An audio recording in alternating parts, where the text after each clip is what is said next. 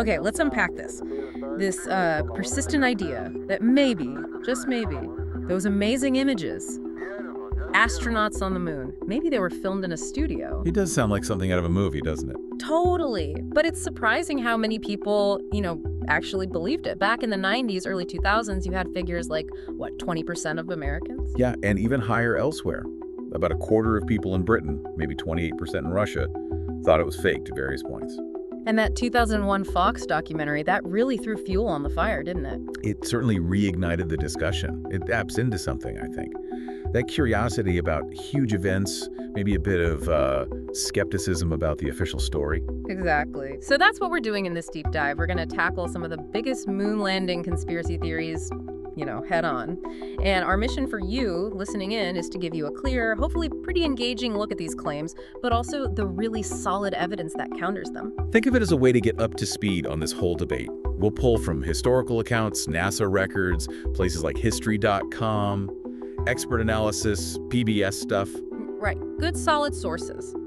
We want to give you the surprising facts, the insights, without it feeling like a lecture, sort of a shortcut to being in the know. Okay, so where do these theories really start? Well, a lot of the modern stuff points back to a book from 1976, self-published, We Never Went to the Moon, America's $30 billion Swindle. Ah, yes, by Bill Kaysing. Bill Kaysing. Now, here's where it gets interesting. He worked at Rocketdyne. The company that built the Saturn V engines, the powerhouse that got Apollo off the ground. So you'd think, okay, insider knowledge, right? Well, yes and no. Okay. He was a technical writer there, but his background wasn't actually in rocket science or, the hardcore engineering side of things. More publications, maybe technical documentation coordination. Huh. But his book still made a huge splash. He basically argued the odds of actually landing someone safely were tiny, like incredibly small. He put a number on it, didn't he? Something like 0.0017% chance of success. Yeah. And his conclusion was, faking it would have been easier, simpler for NASA. Especially, he argued, with the Soviets breathing down their necks. Which brings us to a key point conspiracists raise: Soviet monitoring. Right, the idea that the Soviets couldn't actually track spacecraft way out in deep space until, late 1972? That's the common argument you hear. And it seems convenient because the Apollo landings stopped around then. But that timeline doesn't quite hold up, does it? Not really. The decisions to cancel the later Apollo missions, Apollo 18, 1920, they were made much earlier, around 1970. Ah, okay. So why were they canceled then, if not because the Soviets could suddenly track them? Budget cuts. Pure and simple. NASA's funding took a big hit by the early 70s, down something like 42% by 72. It was competing with other big federal expenses. Including the Vietnam War, presumably. Exactly. So it wasn't a sudden stop linked to Soviet tech. It was planned budget scaling. Okay, but what about the first part of that argument, that the Soviets couldn't track them earlier? That's just it. Well, it's incorrect. The Soviets had uncrewed missions going to the moon as early as 1959. Luna 3 took pictures of the far side. Right, I remember that. And by 1962, they had deep space tracking networks. We're talking facilities with a range of over 60 million miles. They absolutely could and did track the Apollo missions. You'd think they'd be the first people to call foul if it was faked, right? Given the Cold War space race. Precisely. Yeah. The political points they could have scored would have been immense. And didn't one of their own space program leaders kind of acknowledge the U.S. success? Vasily Marichin, yeah. He took over after Korolev died. His memoirs talk about how the Soviet lunar program basically wound down after Apollo 11 succeeded. It suggests they knew it was real. Although, didn't you mention recently, someone high up in the Russian space agency now doubts it? Yeah, ironically, a former head of Roscosmos has publicly questioned the landings. It just shows how these ideas can persist, even against the historical grain. Okay, another theory ties into the timing, the idea that the landings were just a big distraction. From the Vietnam War, yeah. That it was this huge PR exercise to take people's minds off an unpopular war. And once the U.S. started pulling out, they didn't need the distraction anymore. Plausible on the surface, maybe? Maybe. But again, the timing aligns much better with the budget cuts we talked about. The end of Apollo wasn't sudden. It was a planned scale back due to funding priorities shifting. The war was definitely a factor in overall federal spending, but not the direct off switch for Apollo in the way the theory suggests. Right. Okay, let's shift gears to the visual stuff, because this is where a lot of the proof seems to come from, isn't it? The photos and the films. Absolutely. The alleged anomalies in the NASA imagery are probably the most common arguments you encounter. And honestly, some of them do look odd if you don't know the context. Like those little crosshairs, the aiming marks. In some photos, they seem to be behind objects. That looks like sloppy cut and paste, doesn't it? It really does at first glance. But those crosshairs, or fiducials, were etched onto a glass plate called a Rousseau plate, which sat right in front of the film inside the camera. Oh, so they were physically part of the original exposure. Exactly. Nothing could physically be in front of them on the film. The effect you see, where a bright white object seems to cover the crosshairs, that's usually in copies or scans. How does that happen? It's called blooming or bleeding due to overexposure. The intense brightness of, say, a white spacesuit overwhelms the thin black line of the crosshairs in that spot when the image is duplicated or scanned, especially with older tech. It doesn't happen on the original negatives. Okay, so an artifact of copying, not fakery. What about crosshairs being rotated or off-center? That's often just cropping. Yeah. NASA or publications using the photos would crop or rotate images for better composition, make them look nicer for public release. The crosshairs just move with the crop. Makes sense. Then there's the quality. People say the photos are too good, too sharp for 1960s tech on the moon. Yeah, you hear that a lot. But look, they were using modified Hasselblad cameras. These are basically the best cameras money could buy. Top of the line gear. Absolutely. Yeah. With superb Zeiss lenses and large 70mm film. Plus, NASA took thousands of pictures. Of course they released the best ones. There are plenty of blurry or poorly exposed shots that just didn't make the highlight reel. Right, you show off your best work. Okay, the big one.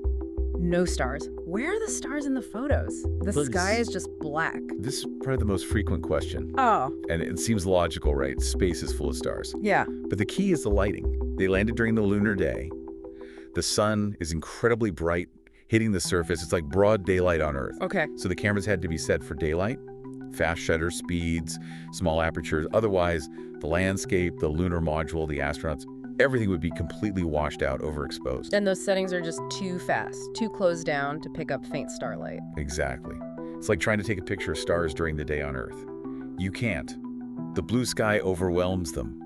On the moon, the bright ground and sun overwhelm them for the camera. So the astronauts couldn't see them either, with their eyes. Generally, no. Not easily during the EVAs. Their eyes were adapted to the bright landscape. They did use stars for navigation inside the spacecraft, using special optical instruments. But are there any photos with stars? Yes, actually. There was a special far ultraviolet camera used on Apollo 16. It operated in the shadow of the LM. Ah, away from the direct sun. Right.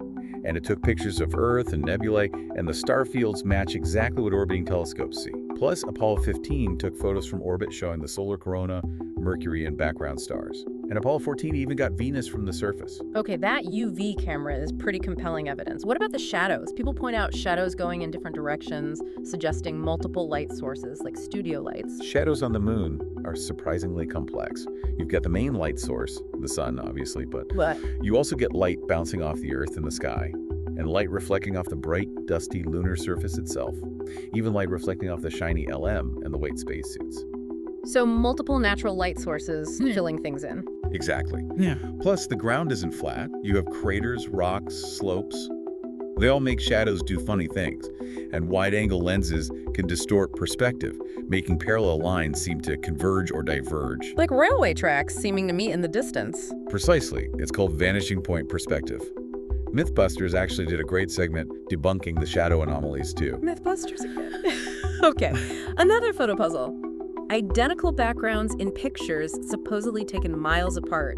Smells like a painted backdrop, right? It does seem suspicious until you consider the moon's environment. There's no atmosphere. Right, no air, no haze. So distant objects, like mountains, look incredibly sharp and clear.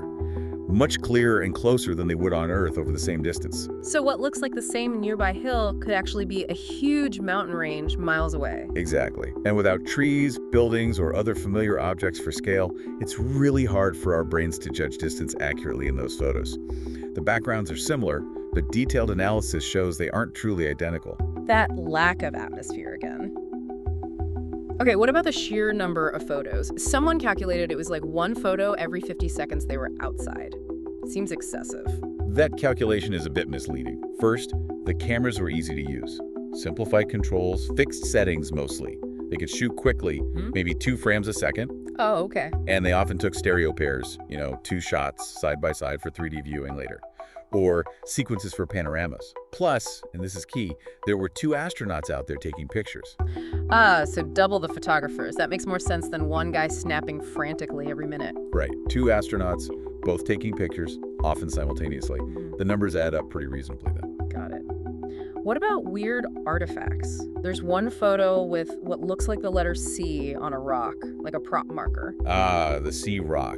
That's almost certainly a printing error or maybe a stray hair or fiber that got onto the negative or the print at some point during processing or publication. So it wasn't actually on the rock on the moon. No, it doesn't appear in other photos of the same rock or on the original film. It seems to have been introduced later, probably accidentally, in a specific copy that then got widely circulated. Just a glitch, okay. And hot spots, bright areas suggesting artificial lights. Those are usually explained by natural phenomena too. The lunar surface has tiny glass-like beads in the dust, which can reflect sunlight very intensely back towards the source, like reflective road paint. That's called the opposition surge. So if the sun is behind the camera, You get a bright spot. Also, light reflecting off the white spacesuits into shadowed areas can create brighter patches. And sometimes high-contrast copies just exaggerate normal lighting differences. okay, natural reflections, not spotlights. Let's talk about the environment itself. Radiation.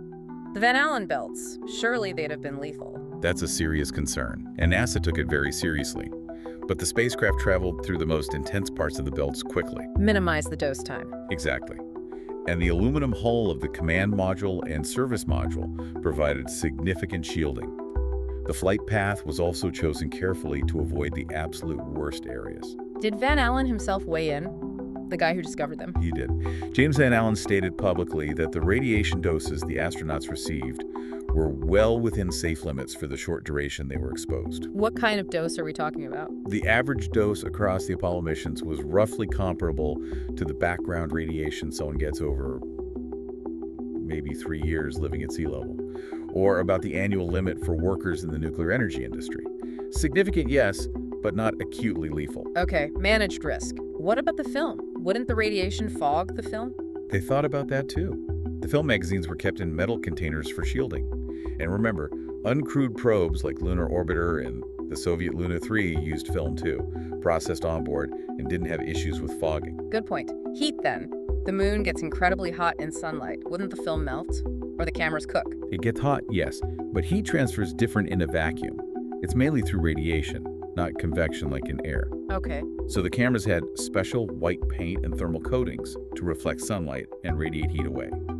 Plus, crucially, all the landings happened shortly after lunar sunrise at the site. So it wasn't peak heat yet, more like lunar morning. Exactly. Temperatures were much more moderate than they would be at lunar noon. The equipment was designed to handle those conditions. Clever timing and engineering. What about the solar flares? Big bursts of radiation from the sun. There were concerns, yes. But analysis shows no major, dangerous solar flare occurred during the Apollo 16 mission, which is sometimes cited. There was a big solar event in August 1972, but that was after Apollo 16 returned and before Apollo 17 launched. So another timing misconception. Okay, the flag. The iconic waving flag. How does it wave with no wind? Ah, the fluttering flag. It looks like it's waving, but it's not, really. There was a horizontal bar, sort of a telescopic pole, attached along the top edge of the flag. To make it hang straight out. Exactly. To make it look unfurled and, well, nice in photos in the vacuum. The fluttering you see is mostly just the wrinkles from where it was folded up tight for the trip. And maybe movement when they were setting it up? Yes, precisely. When they were planting the pole and extending the horizontal bar, it would move. And without air resistance, any little wobble would make it swing back and forth like a pendulum for a bit before settling. Still, photos capture those wrinkles, making it look like motion. Videos show it's perfectly still once they let go. Mythbusters tackled this one too. Of course they did. Oh. Okay, related to the vacuum, dust. Sci-fi shows dust billowing. Apollo footage shows it kicking up and falling right back down. That's actually strong evidence for the landings being real. In a vacuum, there's no air to suspend dust particles. So they just follow a ballistic path, like throwing a rock. Exactly. They go up because of the kick and the lower gravity, then fall straight back down in a sharp arc. Billowing requires air. If they had filmed it on Earth, even in a big vacuum chamber, the dust wouldn't behave quite right, because of Earth's stronger gravity pulling it down faster? And didn't an astronaut do an experiment about falling objects? Yes. Dave Scott on Apollo 15 dropped a hammer and a feather. They hit the ground at the exact same time. Perfect demonstration of Galileo's principle in a vacuum. No air resistance. Classic experiment. Also, wouldn't filming in a desert show heat haze? Or on a soundstage, wouldn't the background look fake when the rover moved? Good points. We don't see heat shimmer in the footage, which you'd expect in a hot Earth desert setting. And the parallax, the way the background shifts relative to the foreground when the camera moves on the rover footage, is consistent with a real distant landscape, not a nearby backdrop. Okay, the physics checks out. What about the spacesuit cooling? Don't air conditioners need air? These weren't traditional air conditioners. They actually needed the vacuum to work. It was a water sublimation system. Sublimation, like dry ice. Sort of. Yeah. Water circulated through tubes in a garment worn by the astronaut, picking up body heat. This warmed water then flowed through a porous plate exposed to the vacuum outside the backpack. And the vacuum made the water Boil away instantly at a low temperature, turning directly into vapor sublimation. This process absorbs a lot of heat, cooling the water that remained, which then circulated back through the suit.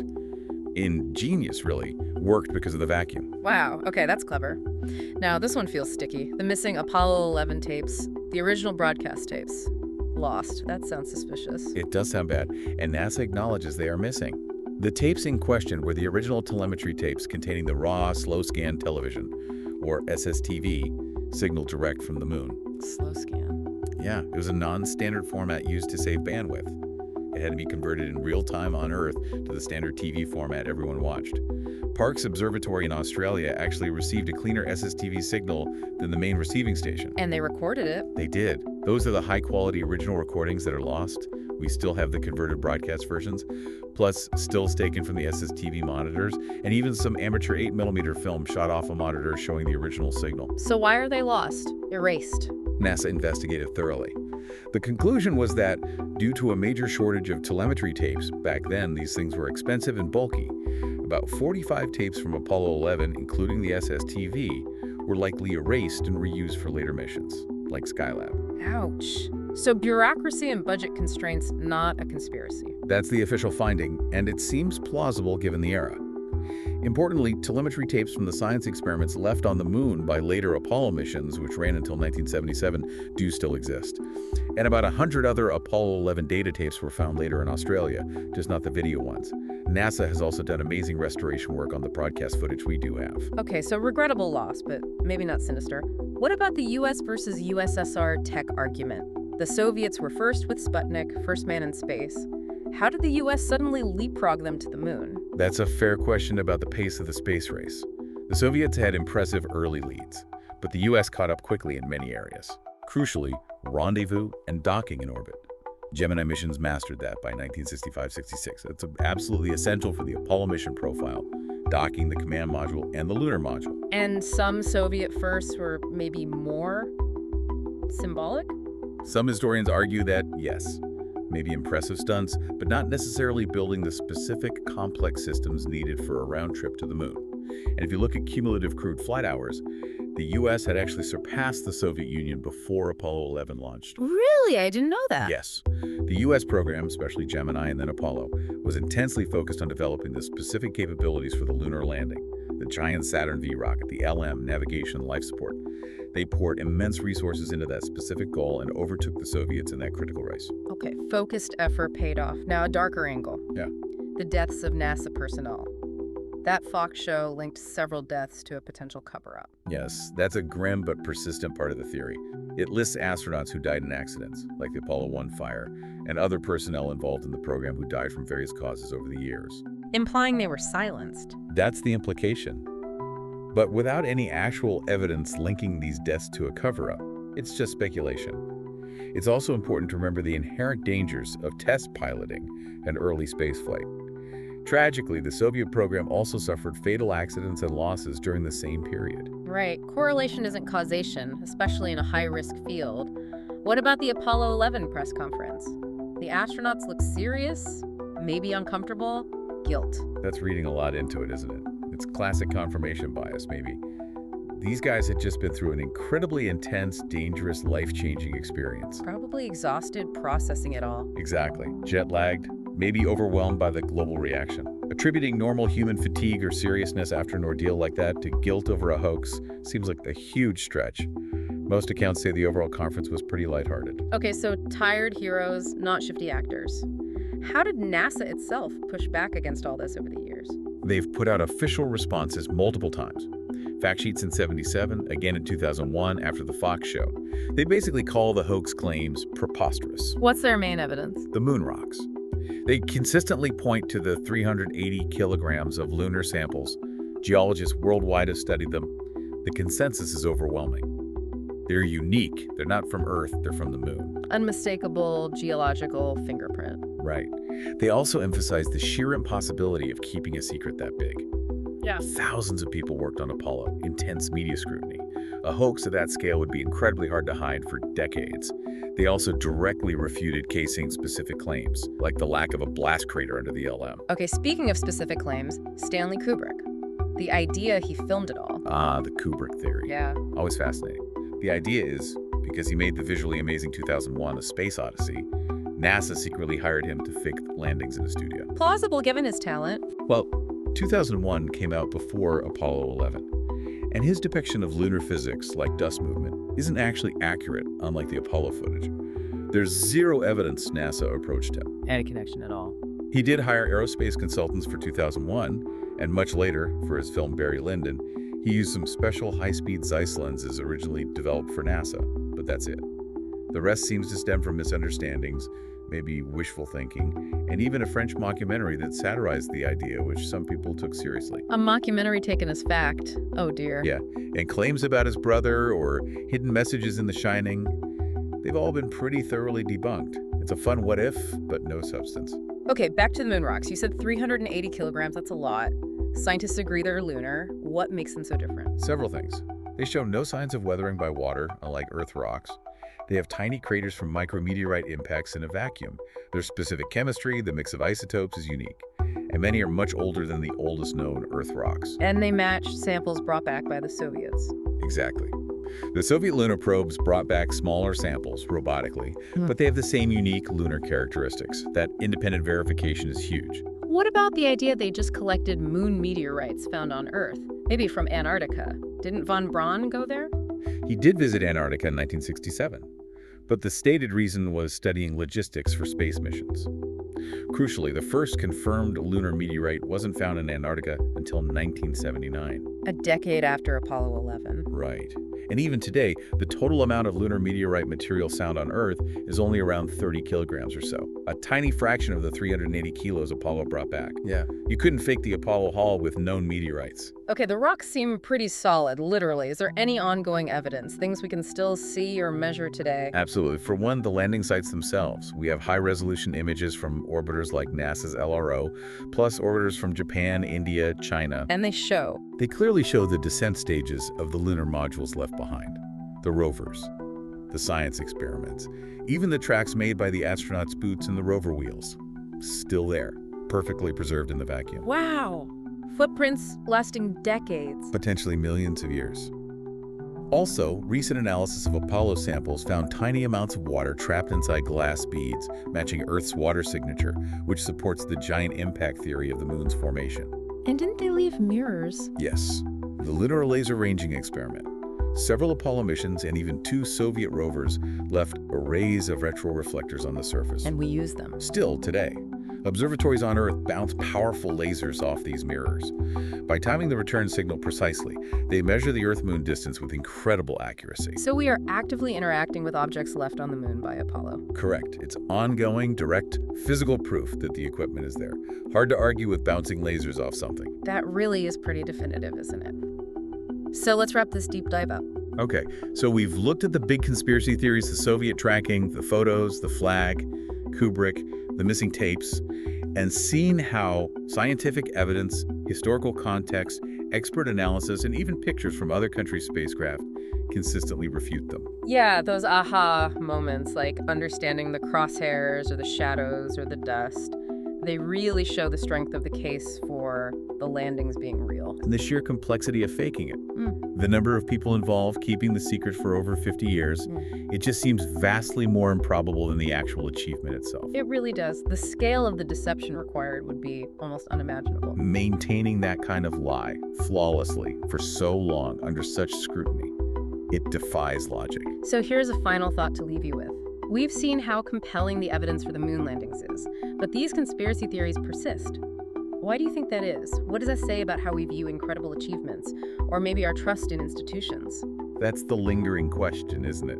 Yeah. It's definitely worth pondering. And look, if this has piqued your interest, definitely check out the sources, NASA's archives, history.com, PBS documentaries. There's so much more detail out there. Absolutely. The real story, the actual achievement of landing on the moon. Yeah. It's an incredible testament to what humans can do. Way more amazing, I think, than any conspiracy. Couldn't agree more. A truly remarkable chapter in human history. Right.